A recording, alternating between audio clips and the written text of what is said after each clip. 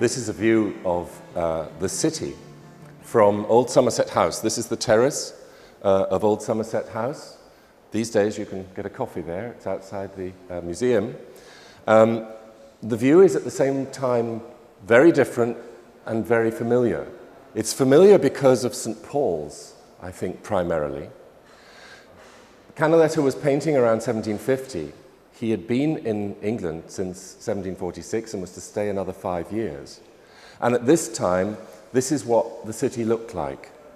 St. Paul's dominated the horizon there, but the heartbreaking thing for me is how wonderful it looks with all of Sir Christopher Wren's churches, all those different spires peppering the horizon. And of course, a lot of them have gone now. They went in the Blitz. So it's sad to see this.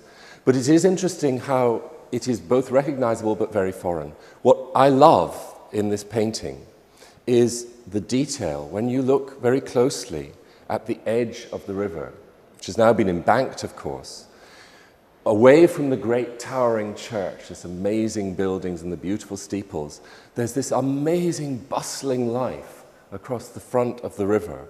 It's peppered with hundreds of landing stages and all sorts of gantries and devices for unloading boats.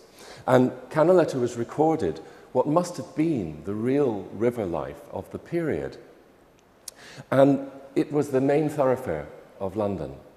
And everything is there. You have all sorts of boats of all sizes, little pleasure boats out for a row, I think, there. But also these very Venetian-looking people. I think most people would assume that Canaletto was painting them like that because he was a Venetian and he missed the gondolas. But actually, I think that's how they did ferry people around. These are quite flat-bottomed boats and they would have been punted. The ferrymen themselves were famously foul-mouthed. They were absolutely vile. It was one of the problems of living in London. In order to get to the other side, without the number of bridges that there are today, you relied on these dreadful men who gave you an earful as you went across, and it was a famously horrible experience for everyone. But they're recorded here in great detail. So much life across the canvas, so much architecture, and looking in focus, the detail of these buildings, even the tiny buildings in the distance, recorded in such extraordinary detail.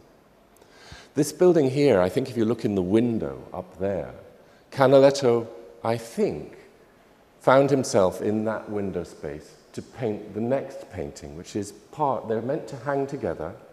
And if you look across, what he does is he turns round.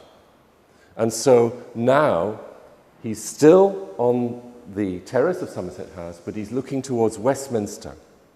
And in the corner here, you have Westminster Abbey. More importantly, you have Westminster Bridge. And one of the important issues about Canaletto's time in England was that he was surely there. He had been asked to paint new buildings.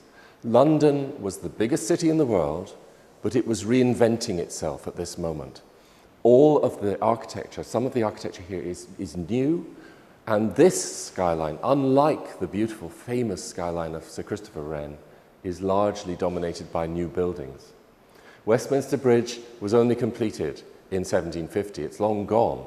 It had subsidence problems. Even then, it has to be said. But at the time, it was the engineering marvel of the world. The Bridge of Sighs, who cares? Westminster Bridge was the most important engineering project of the age. But also, we're very familiar with Westminster Abbey as it is here. But actually, the towers were brand new. They had just been opened in the 1740s, and Canaletto was there to record a new building. So this is, if you like, the birth of the modern metropolis. Of course, it's all changed now. The bridge isn't there, the buildings have disappeared, great tower blocks have sprung up. But nonetheless, it is recognizably London, the birth of the modern city. This, incidentally, is not Cleopatra's Needle. It is, in fact, a rather odd building associated with the York Buildings Waterworks. Fantastic. I wish we could rebuild it, but it's in wood. It's long since gone. But again, the difference between the busy activity on the river and the gentle promenading of the gentry, because the terrace of Somerset House, although it belonged obviously to one of the gentry himself, it was open to the public as long as they were properly dressed. And so you can see these ladies in their wonderful frocks, promenading, walking their dogs, chatting about the weather. I think an old washerwoman's made her way in as well. We'll forgive her. But the view, absolutely scintillating.